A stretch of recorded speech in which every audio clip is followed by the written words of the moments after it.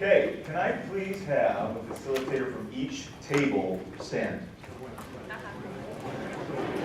Yeah, you have no idea what you're getting into, do you? Okay, I'm going to have some folks from HR bring around a box of raisins. In the box of raisins are raisins, and you're going to pass out a raisin, one to each person at the table. Once you get it, go ahead and take a seat so we know which table will receive the boxes.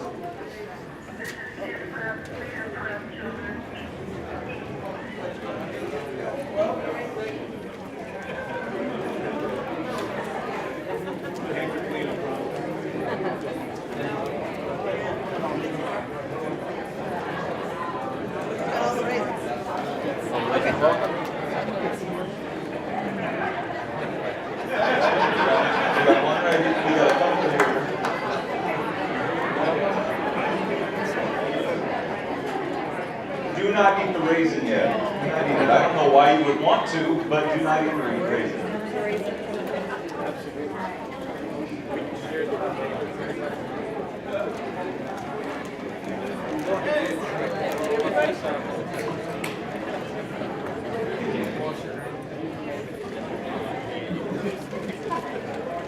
Right. I think we're good. I don't see it. Thank you. Yeah, I'll hold one. Yo! Do you need one? Hey. I'm on the tallest guy in the room. All right.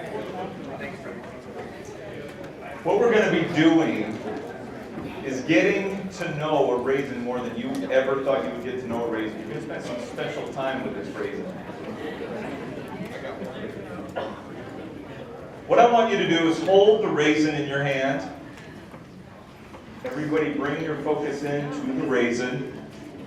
You're not touching it? Don't blame you. Look at the raisin. I want you to think about how you would describe a raisin to someone who has never seen or eaten a raisin before. Think about how you would describe it. You don't have to say out loud, just think in your mind. I want you to keep it in your mind. Don't say anything out loud. I want you to think about how it feels.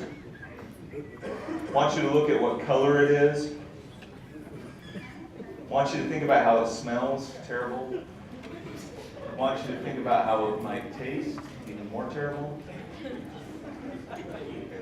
And I picked it. Trust me, when I opened the bag, I felt barbs. Okay. Sorry for those who like raisins, by the way. Now, pause.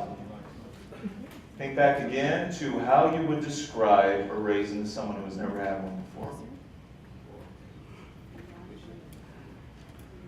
Okay, you can put the raisin down. You can eat it if you'd like. A little crazy to me, but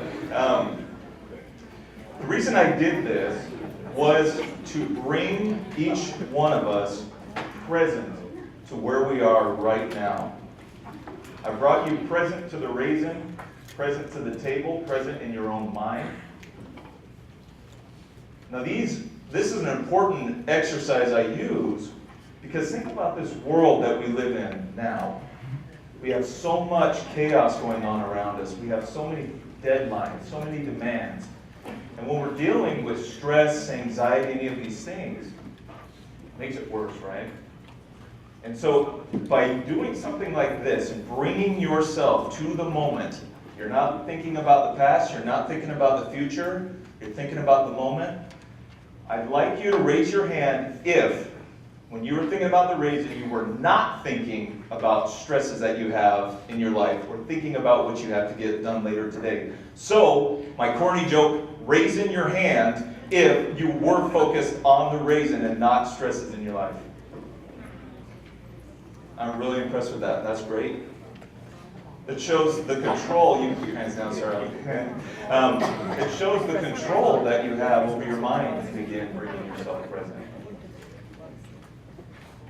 I'm grateful Patrick asked me to come out today. We're talking about a subject that is difficult for some people to talk about. Some may feel uncomfortable about it. And it may be taboo still in the workforce today and in our society. and that is mental health. Now you may be wondering why a Denzel Washington lookalike is up here today talking to you about mental health. Some people believe it. No, I'm kidding. And the reason I'm here is not because I am not, just so you know, I am not a trained professional in the mental health world. I am not a doctor. I have no medical training. But I do come to you today with a background in organizational psychology and a long background of personal mental health issues. I want to take you back to when I was 6 years old. I was at a friend's house playing. I was doing this, I don't remember what we were playing with, but I was sitting there and my parents were right behind me, their parents were there, they were visiting, and I kept doing this.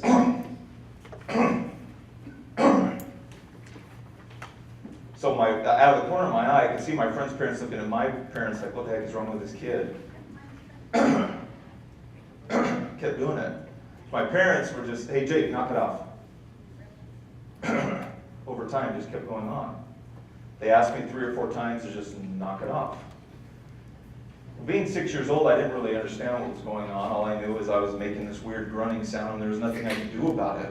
So they tell me to stop, I say, okay, fine, and then it would come back. I couldn't stop. So moving forward a little bit more into my life, into middle school, I played basketball, I was in acting. I would say I was fairly popular. But at that time, I started doing this excessive blinking. I blinked really rapidly and fast. It was making it difficult for me to focus in school. I mean, imagine sitting there looking at a piece of paper on your desk, and even in the middle of a test, and you start blinking excessively. What are you thinking about? You're thinking about your blinking and trying to stop that and keep that under control. You're not thinking about the test. You just got to pull yourself back. So I was struggling in school. Moving into high school, 14 years old, I remember sitting Christmas Day with my grandma in a movie theater watching Phantom of the Opera because I was cool. And I was relaxed, it was nice and calm, but all of a sudden this shoulder thing came out of nowhere. And this, I'm serious, it came out, I started doing this shoulder thing. Well, going back to school, after this happened, I realized it was kind of bizarre. At the end of the movie, I was exhausted from throwing my shoulder up and down a ton. And in class, I would ask to sit in the back of the room against the corner so that if I did it, kind of be, kind of restricted by the wall. And I didn't want everybody else in the back of the room to see, so I never liked sitting in front anywhere. Well, I was still acting, I was still playing basketball, I was getting up on stage and plays and performing and playing, and again, basketball and getting in games and things like that. And when I was 16, it got to a point where I was failing classes. I was actually, as I said, I was fairly popular, and I never really got teased about much except my glow stick white legs and my moppy hair. So I just wore jeans and cut my hair, and that was, but this excessive blinking and the shoulder thing and this running sound, I couldn't do anything about that. And so my parents realized how much this was affecting me, and I started being teased about it. I had friends walking around going, who am I, And at 16, I didn't want my friends, that was embarrassing, right? And I tried not to let bullying get to me, but this was something I couldn't control, so it was really difficult to not allow that to influence how I felt about myself. So my parents said, okay, let's figure out if maybe there's something wrong. So they took me to the University of Southern California to a neurologist, who I will tell you within 2 minutes diagnosed me with Tourette syndrome. In 2 minutes, off some basic tests. I remember he even hit my knee thing. I don't even know how he knew from any of the tests that he did, but he said, you have Tourette syndrome. So I was sitting there in my chair, and my dad actually wasn't there, my mom was. And I remember looking at my mom like, am I gonna die? Like, what Tourette syndrome, I don't really understand what that is. And at that time, there were a lot of YouTube videos out with people yelling curse words and things, and it was kind of being made fun of. There was a lot, and yes, it's funny. I can say that because I have Tourette's. But it had this bad connotation to it. People were being really made fun of about it. So the doctor said, well, the good news is we can give you some medication to kind of monitor your tics. Let me say this too. Tourette's is made up of involuntary tics. They come in the form of motor tics, which are physical like I had, or vocal, which are more those shouting out curse words or grunting or things like that. They usually come in either form, or you can have both. So the doctor said, I'm diagnosing you predominantly with the motor tics, the motor side of Tourette's. So I sat there, and he said, you want the good news? Again, the good news is there's medication that can kind of tone your tics down and help you kind of keep this under control a little bit. The bad news is there's no cure. And so again, am I going to die? What is this? My concern at that time was, am I ever going to be able to do well in school? I had a girlfriend at the time. Is my girlfriend going to dump me? Are my friends going to leave me? And at that time, I also, the odds, wanted to be a public speaker. And so I thought, what is that going to do for me, getting in front of people and having a twitch or a tic? That's extremely embarrassing, right? What is that going to do for me? And is anybody ever going to want to marry me? Am I going to have normal kids? I didn't know. I was 16. So I took the medication, went on with my life. As I grew up, went to college, I started seeing other things happening in my life. I was experiencing other mental health issues. Went in, met with a psychiatrist and a psychologist frequently. I was diagnosed with OCD. At one point I was diagnosed with ADD. So I had Tourette's, OCD, ADD. You can throw whatever abbreviations you want. I felt like I had all of them. I was also diagnosed with anxiety and depression. So here I am getting Tourette's, basically there's no cure, and then you got all these other things heaped on you, which when you have Tourette's, it's actually depression, anxiety, OCD, ADD, all these things are enhanced. So if you have it and you have Tourette's at the same time, it's even worse. Or it could be worse. And for me it was. So I felt messed up. I felt like, I sat there and I thought, where's my life going to go?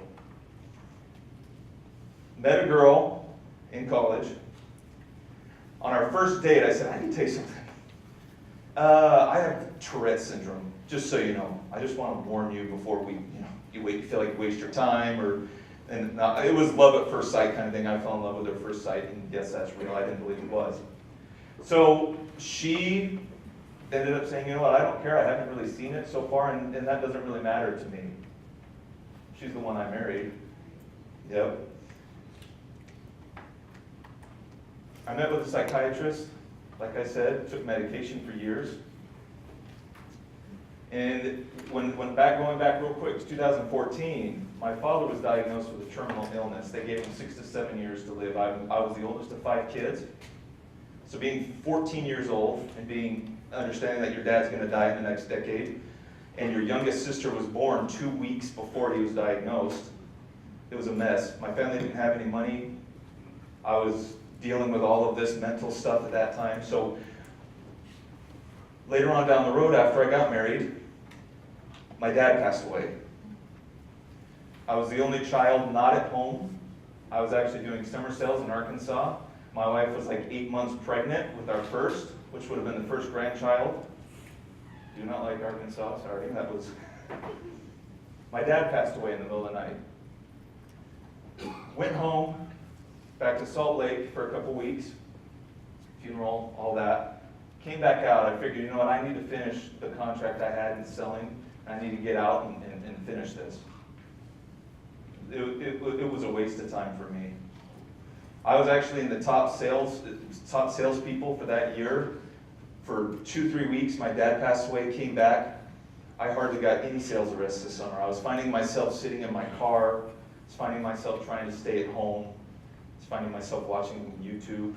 I found myself just walking, listening to music, thinking about my dad. All of these things.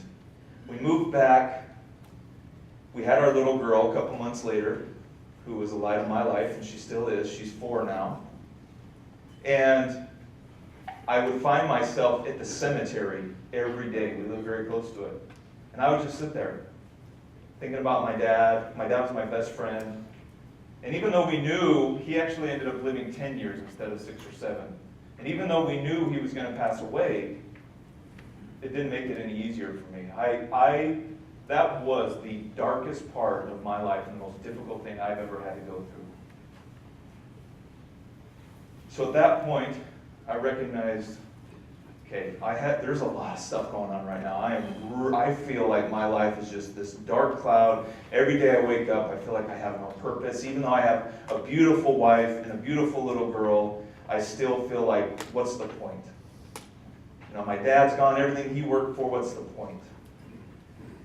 So, still meeting with the psychiatrist, still taking medication. I was finding it wasn't doing very much. My tics started getting worse. And with Tourette's, in many cases, as you get older, the Tourette's become less evident and they calm down. For me, it was the complete opposite. They got worse as I got older. Well, let me tell you that even though I was going through this, I did get married. I did have beautiful kids. I also have a 2-year-old little boy. I went on to get a bachelor's degree and a master's degree. I had some abbreviations to my name, right? I already have a lot. And I ended up becoming a speaker. So I want to share with you today as we're talking about mental health. And I share this story on the premise that I want to tell you what I did to help overcome some of it. But I also want to bring awareness to mental health for us in the workplace today.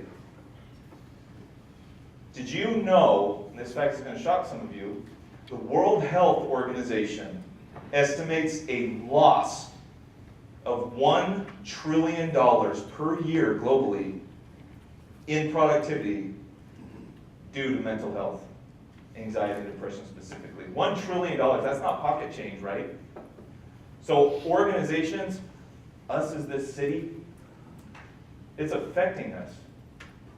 We have some part in that trillion, if not more.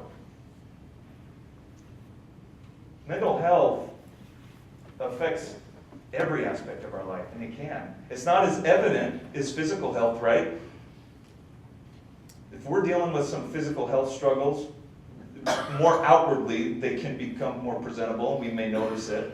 But mental health, that's up here, and very, very often it's difficult to notice when people are suffering with a mental health illness or mental wellness in general. Think about productivity. You come into work in the morning. Well, let's go back to getting up in the morning.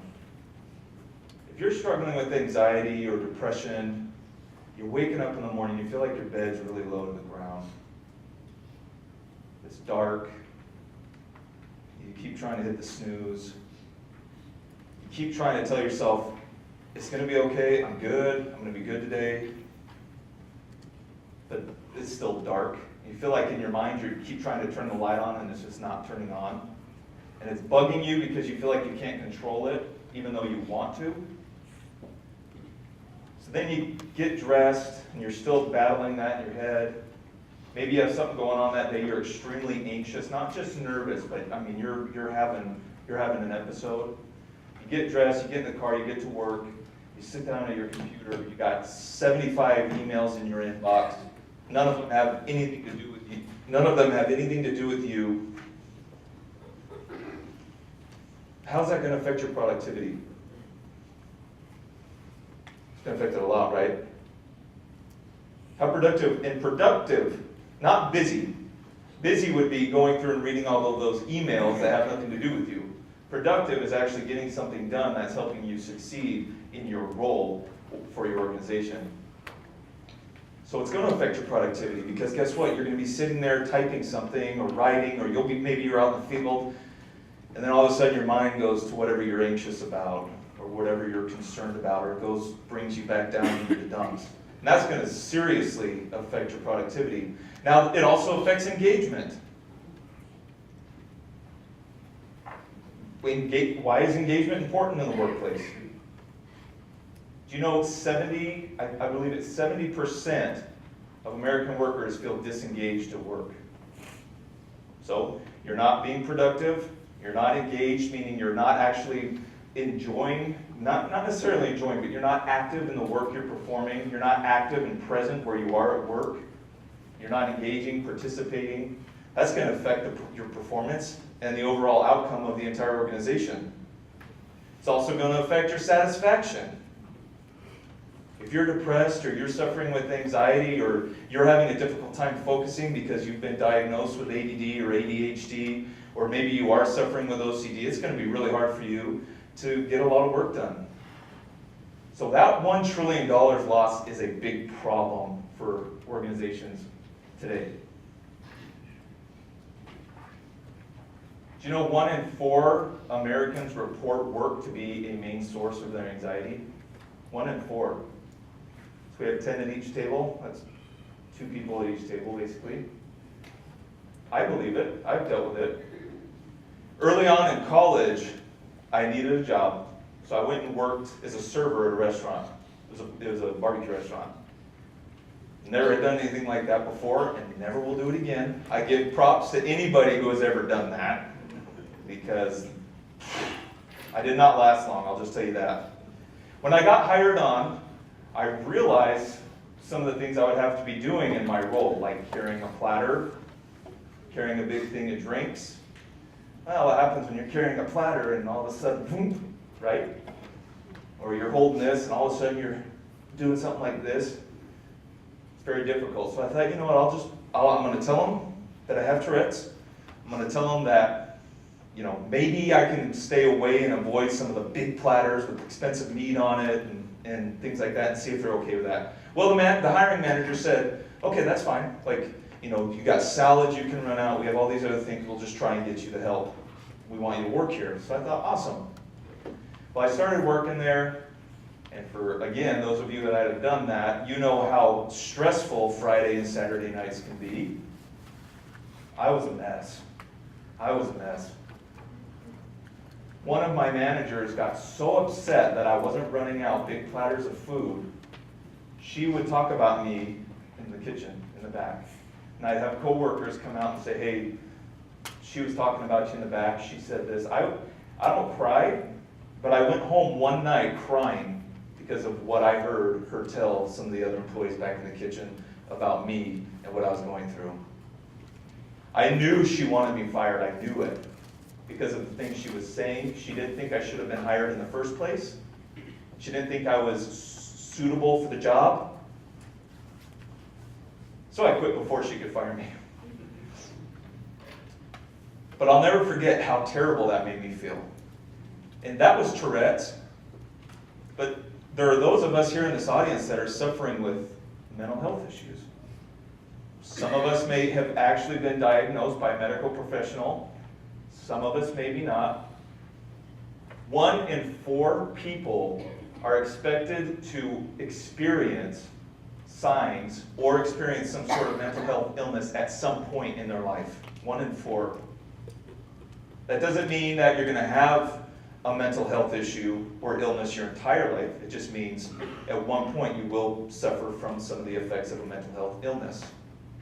Again, that could be anxiety, OCD, ADD. It could be depression. There's a lot of things out there. Schizophrenia, bipolar.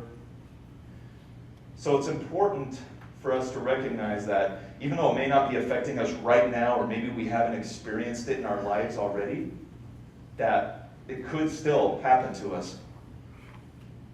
Now, a lot of you in this room, I'm sure can remember the days because only in very, very recent years has mental health come out a little bit more. It's becoming more talked about.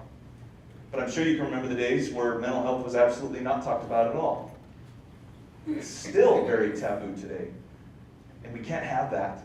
If 1 in 4 of us are dealing with some sort of mental illness at some point, and we're keeping this taboo and not talking about it, man, our organizations are going to crumble, our lives are going to crumble, our homes are going to crumble, our families are going to crumble. It's not just affecting us in the workplace. We take that to and from home. For me, when I was stressed at work, if I was dealing with some of these things, I would go home, I'd treat my kids differently and my wife differently. So when I started doing what I'm doing today, my wife said, even though at the beginning I know it'll be hard, is financially, but I know you're going to be happier. And there's a huge drastic difference in my life because I was eliminating some of that stress. So think about that. These are things we need to be talking about in trainings. We need to be talking about on social media. We need to be talking about our families. Some of you may have children today that are suffering with this. You may be going to psychiatric appointments with your child or meeting with a psychologist. Some of you may yourselves. But it's happening, it's real. So we can't mask this, we can't not talk about it. And so that's my role, that's why Patrick and some of the team had me come in today, is to let you know that it's okay. We need to talk about this. This is becoming part of our world. And same with physical health. We talk about diabetes, we talk about cancer, we talk about other more physical ailments, but we keep mental health back like it doesn't exist and it doesn't deserve any attention, and maybe if I put it behind and we don't talk about it, then things will be okay. It's not. It's not. And there's, as I've shared with you already, statistics to prove that, and personal experiences that we've all had that prove that as well. So I put down on each table a little work packet for each of you. You don't need to do anything with it yet. I just want you to take a look. There is a note page on the front, so be sure to be taking notes as we go through this next section.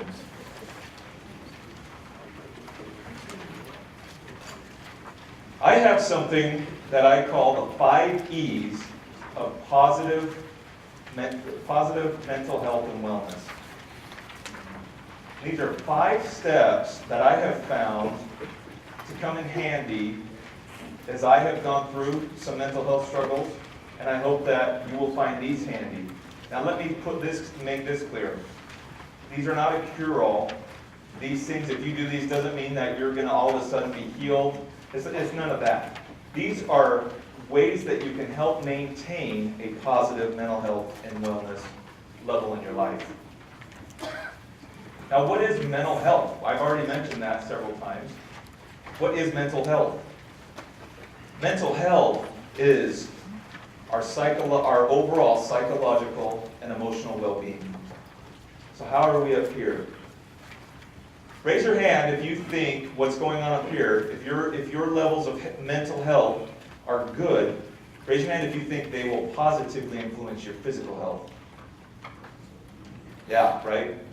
And the other way around. Some of you, for those of you that have felt or maybe had a panic attack or maybe feel depressed, it wears on you, right? It makes your body exhausted. You want to sleep. You're tired. It's hard to focus. You might get sick often. Our bodies are meant to have that equilibrium. We're meant to be balanced inside and out, physically, mentally. So the first E that I'm going to share with you is evaluate. Evaluate. So if you're at work, you're sitting at your desk, all of a sudden you start stressing about some of the things that are coming up later on in the day. Maybe you have to present in a meeting. Maybe you have to meet with a client. Maybe you have to drive somewhere you're not familiar with.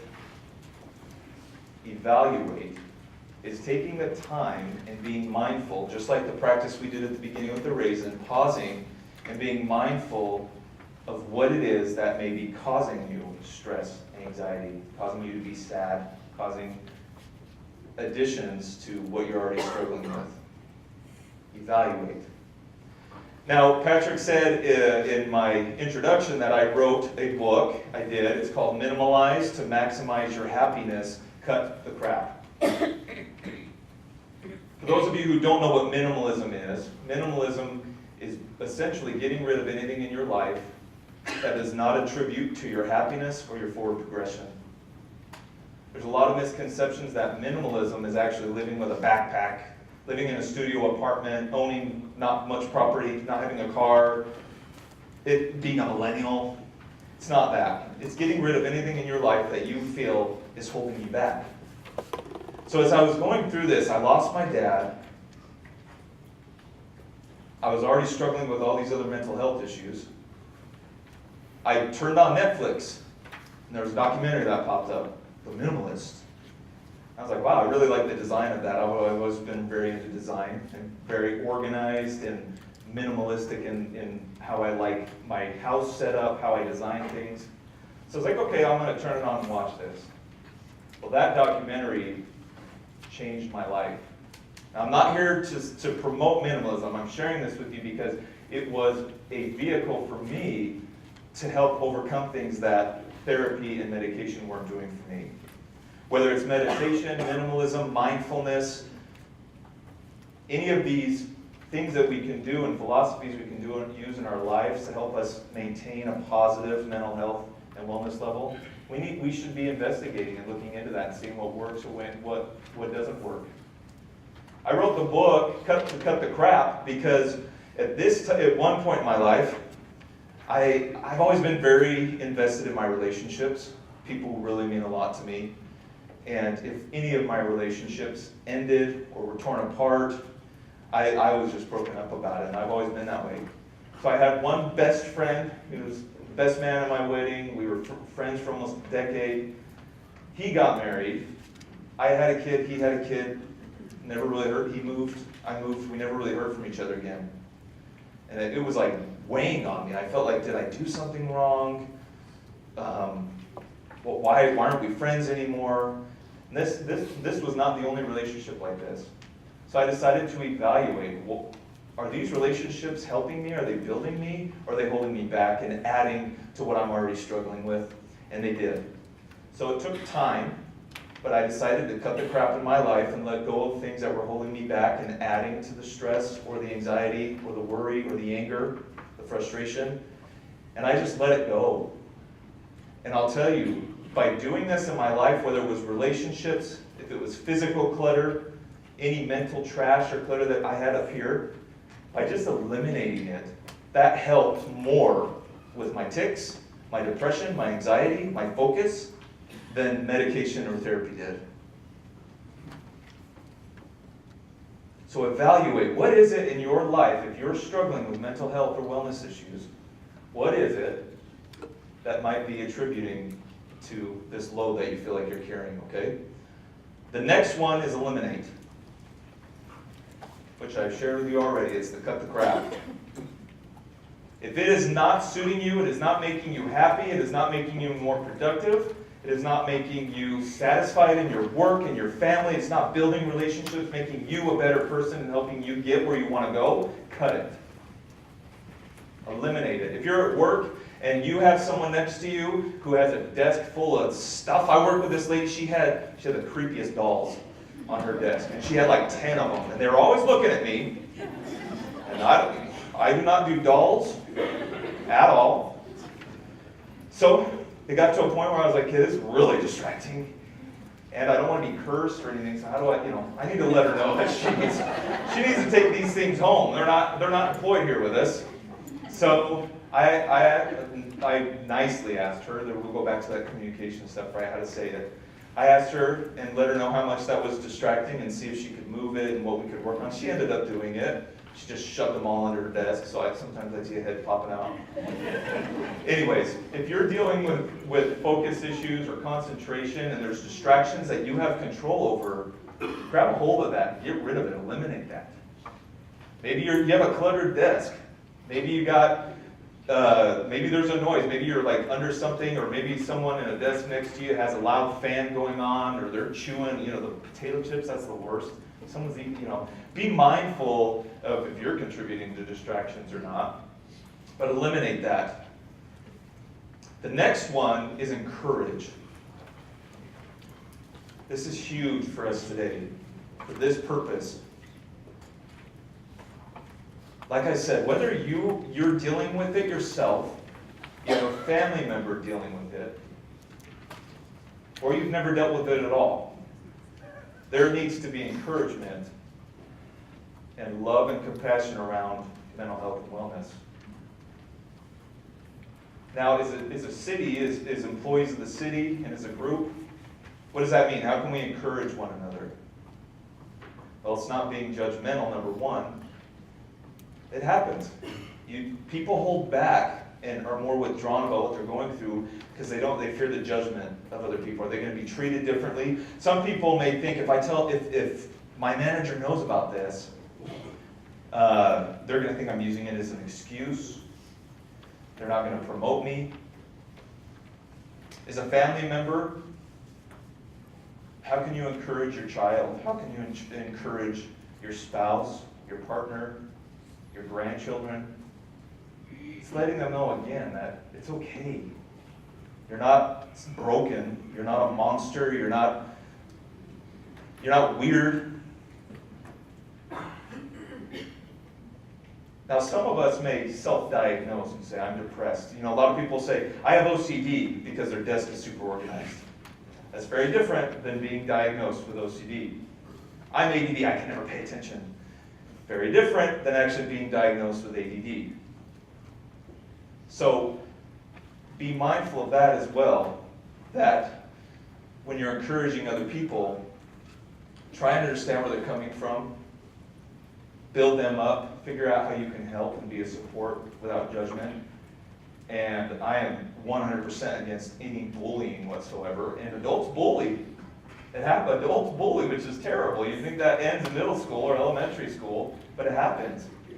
So if you're taking part in that, assess why you're doing that and leave. Stop making somebody else's life more miserable just because maybe it's something you don't understand or you haven't been through. The next is, it's actually 3 words: exercise, diet, and sleep.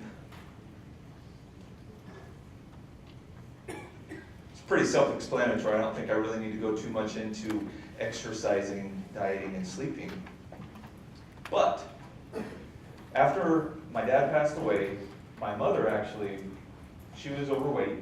She had weight issues for a long time, especially because of the stress of my dad being sick for so long, her being his caretaker.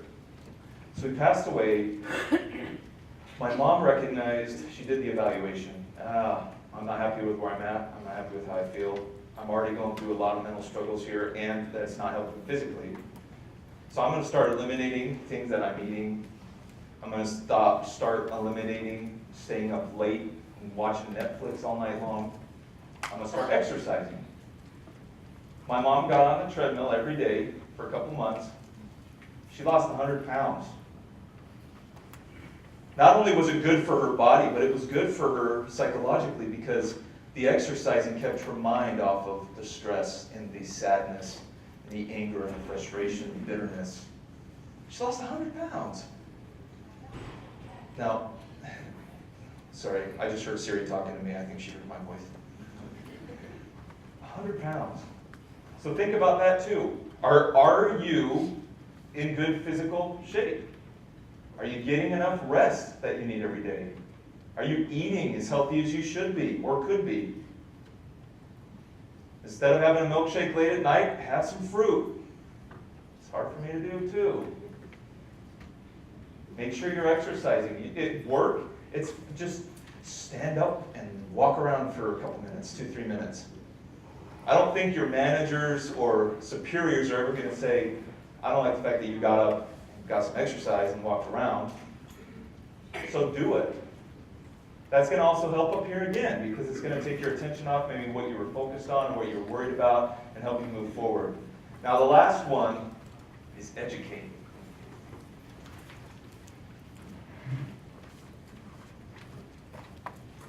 Educate. That's what we're doing here today. We're bringing about the awareness and we're educating.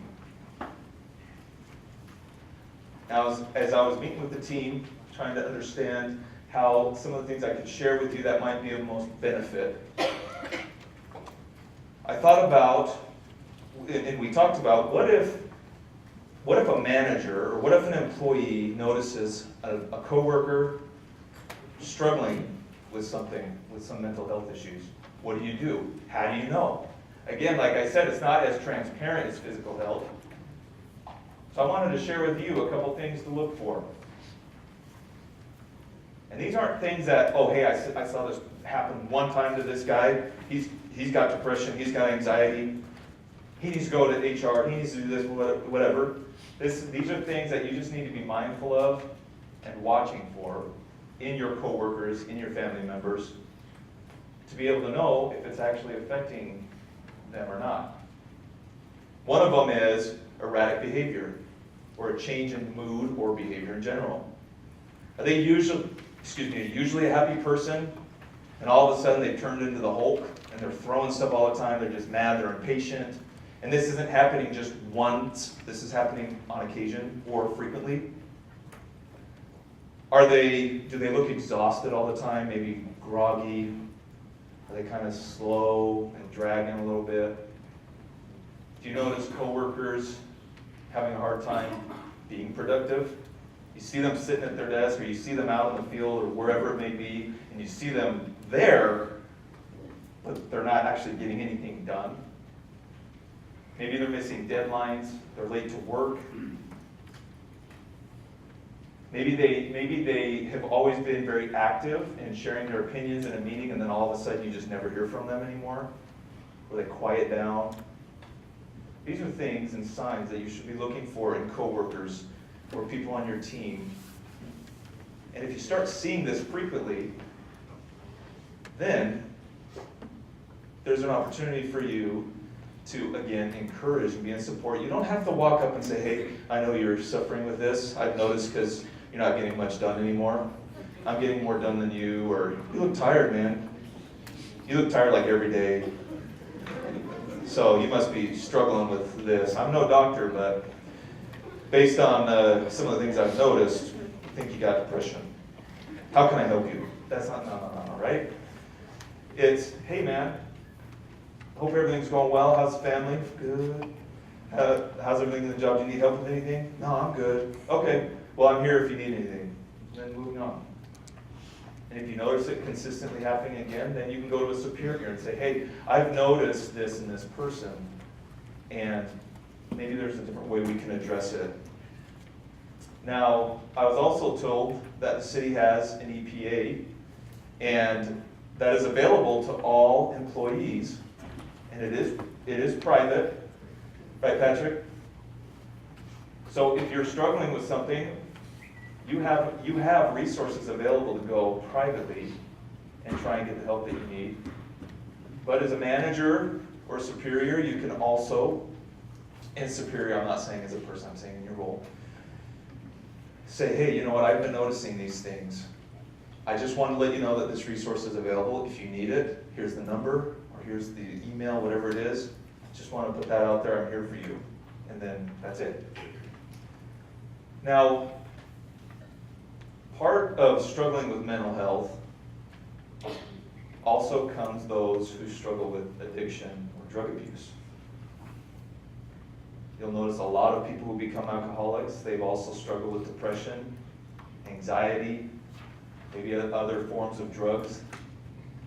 So what if you notice a coworker and you think, well, maybe they're doing drugs, or maybe they're drunk, maybe they're doing something. This happens. Well, the scary thing, but good thing I guess, is that the signs are exactly the same as mental health. Erratic behavior change, quieting up, exhausted, unable to focus. They're all very much similar. So that's where we have to be very careful on how we approach somebody else, whether we're managing or not, and providing them the help that they need. So if I were a manager, and I noticed that you were coming in every day and you were showing some of these signs, what my responsibility would be is to get either another manager, another leader, or somebody else on a team, and without saying anything, taking note of these things that I'm noticing. I notice, what's your name? Paulette. I notice Paulette comes in every day late. I notice are you like the most on time? Did I tell you I'm a mind reader? I told you I'm a profiler, right? No. Okay, well, let's pretend it is then. Okay, being on time would be, okay, so she starts showing up on time. She starts getting all this stuff done. No. You take note of that, and take note with somebody else present. I could sit there and say, she's coming in late, she's not doing this, she's not doing that, and then I take it to HR, or I take it to somebody and say, hey, I've noticed she's this and this and this. You need somebody else there that's also witnessing this. Because number one, there could be bias. They may just not, there are things that they just may not like the employee or don't want them to be in the position that they're in. So have somebody else there. Take note and keep a log and a record. And once it happens frequently enough, then I would go to HR, figure out what processes and protocols are for dealing with stuff like this. A lot of organizations have drug tests, and there are a ton of other things out there. I'm not an expert on that, but I'm telling you, if you notice it, be there for the employee. If they're dealing with drug or substance abuse or any form of addiction, it's not easy for them. They don't want to have that. And so be there as a support, again, and an encourager, and think, how can I help this person going through this? I don't have to flat out tell them, hey, I think you're going through this again, but hey, I'm here for you. If you ever want to talk, just throwing it out there. If you're a manager, remember, hey, here's this EPA. We have these resources available to you. I just want to remind you of that. Okay? So again, we had evaluate, eliminate, encourage, exercise, diet, sleep, and educate. These are all things that are going to help us at work, at home, in our families. These things are going to help us be able to build up this awareness and start tackling that cost of $1 trillion in productivity each year, if not, again, more. There are over 300 million people suffering with depression. And those are the cases that have been diagnosed, so it could be much more. It's a lot of people. 1 in 4 Americans actually tell their employers that they're suffering with anxiety. But of those that tell their employers about their anxiety, 80% of them see improvement and support. So we need to create a culture where we bring in that support, that acceptance, the readiness, the resources. If we make our culture that way, people are going to start feeling a little bit more free.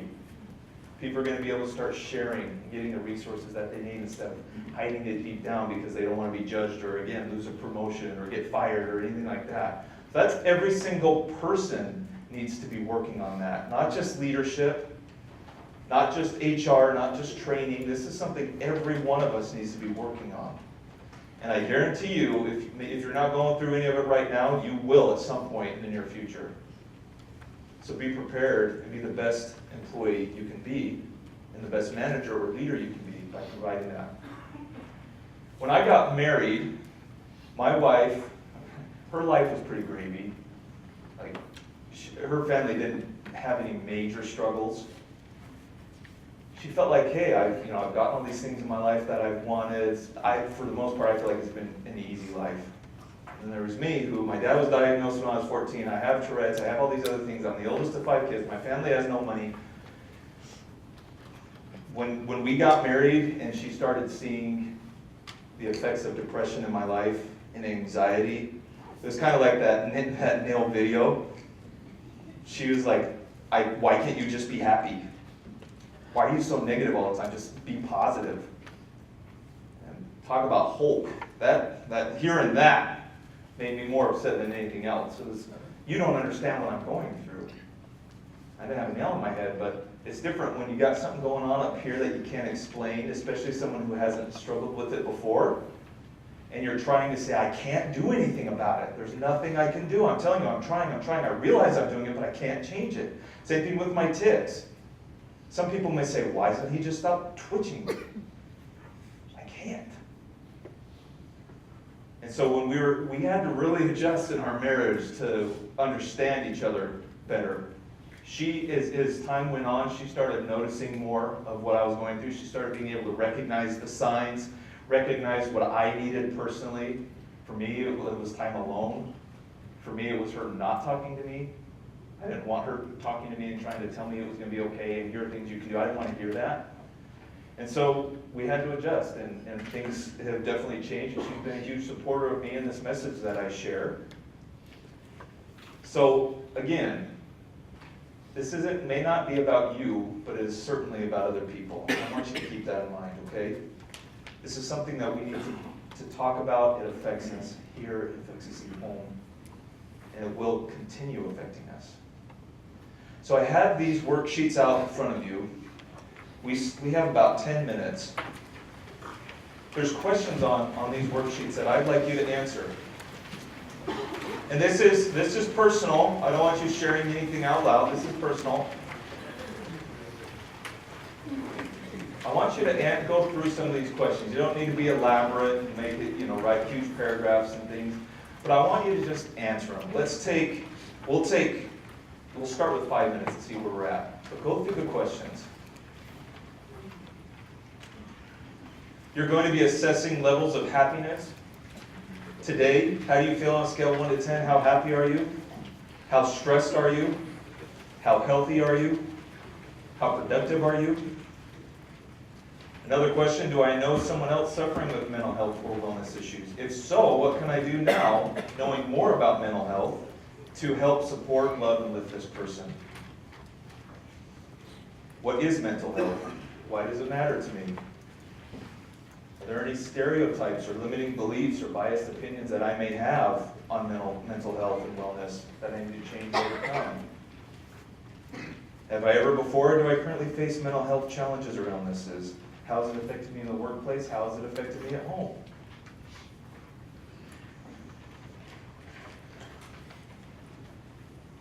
What is the one thing that I took from today, from this presentation, that I can implement in my life to make my life better and make the lives of others better?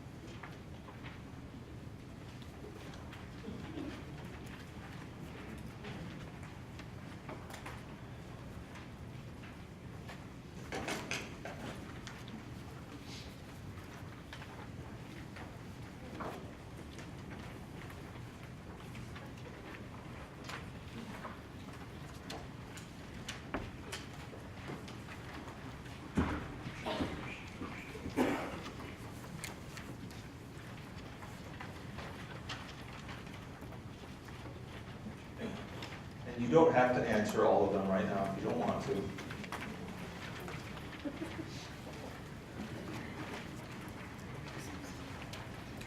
But the questions I'd like you to consider, especially as we go back to work, go home.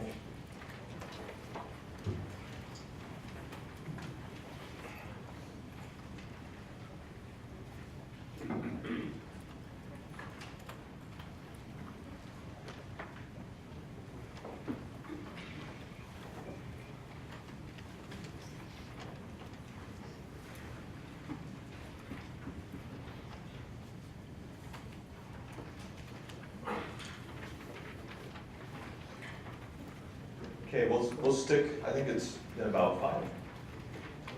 I'm going to give you an option, we'll take a vote. We've got 5 minutes left. I know you're hungry. We can spend the last 5 minutes on a quick question and answer if you have any questions for me. Or I can do some voice impressions for you. Leave some things, This was a very serious topic for today. But I can actually sense in a lot of you, and I watch you as I speak, and I can sense that you do care about this, and it does mean something to you. So I want to thank you for that. And I believe and I trust that this group here will be able to actually make a difference. But again, I know it's more of a serious topic, so either we can do a Q&A, or I can do voice impressions. If you'd like the Q&A, raise your hand. Hey, thanks, man.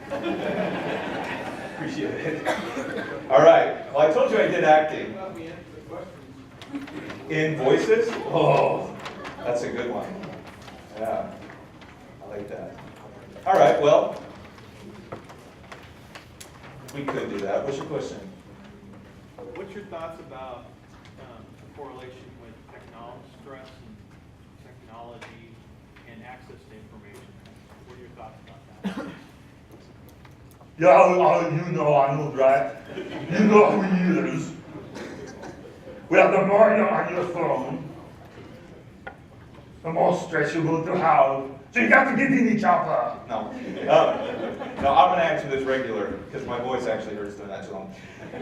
There definitely is a correlation between how much screen time we have, how much time we're on technology, and how that impacts us with mental health. And I think that is another reason why mental health is becoming more prominent in the talk these days and what we're suffering with. Because you hop on Instagram, you're seeing the lives of other people. You get jealous, maybe.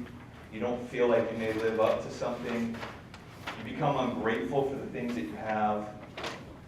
You're taking away your presence, right, from where you are living right now, wishing you would have done something else, hoping you can do something else in the future. You're focused on not where you are right now. So I 100% believe there is a correlation. I don't know what that is as far as statistics and proof and things, but I've seen it in my own life, and I've had to put a limit on my phone to how long I'm actually on social media, because it gets to a point where it's affecting myself, it's affecting my relationship, my marriage, my family, my ability to be productive. It's a great question. All right, let's see. How many of you are fans of the new Batman Dark Knight series? Anybody? With Christian Bale? Is it like the millennials, like the 2 millennials in the room? Oh, okay. Hey, I don't know. You may be a millennial. I'm just saying. Okay, I may not do that one because not too many of you are familiar with that. What about Pirates of the Caribbean? Yeah. You best start believing in ghost stories, Miss Turner. You're in one. The code is what you call guidelines that actual rules. Welcome aboard the Black Pearl, Miss Turner. I actually do that with my daughter when she's in trouble. I tell her to walk the plank. She never likes it. How many of you have seen World War Z? Okay?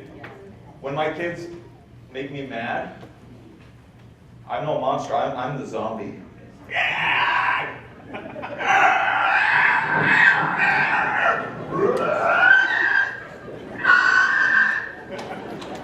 And then my wife gets mad at me. But hey, my kids are never scared of their dad, which is good, because I do it enough.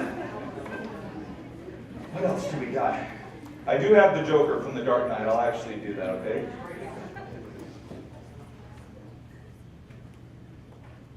About a year ago, none of these cops and lawyers would dare cross any of you. I mean, what happened? You see, a guy like me, a freak, a guy like me. Look, listen, I know why you decide to have your little group therapy sessions in broad daylight. I know why you're afraid to go out at night. The Batman. See, Batman has shown Gotham your true colors, unfortunately. And then, he's just the beginning. There's my Joker for you.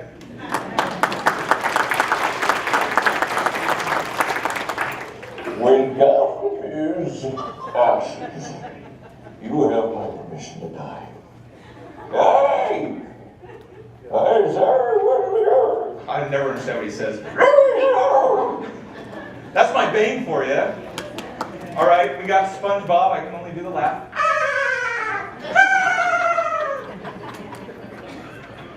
What else do we got? I'm trying to think here. Oh, I can do Mickey. Kids love this one. Oh, hi. Oh, are you enjoying your day? And then, let's see what else we got. What's his name? Droopy the dog? Hello, Joe. That's not very good. Oh, I can do a lot of sound effects. I like to do the car.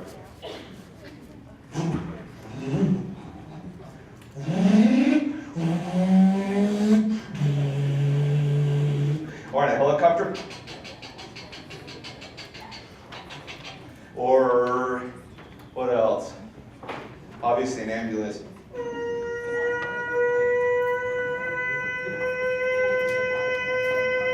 how many of you want to kill me right now? All right, that I do have more. You can text me or contact me on LinkedIn or something to see more. But thank you guys. I hope you have a wonderful lunch. Connect with me on LinkedIn. Connect with me on Facebook. Message me on my website if you'd like. Here to support you. You're doing a fantastic job. Proud of who you are. Now go get some yummy lunch.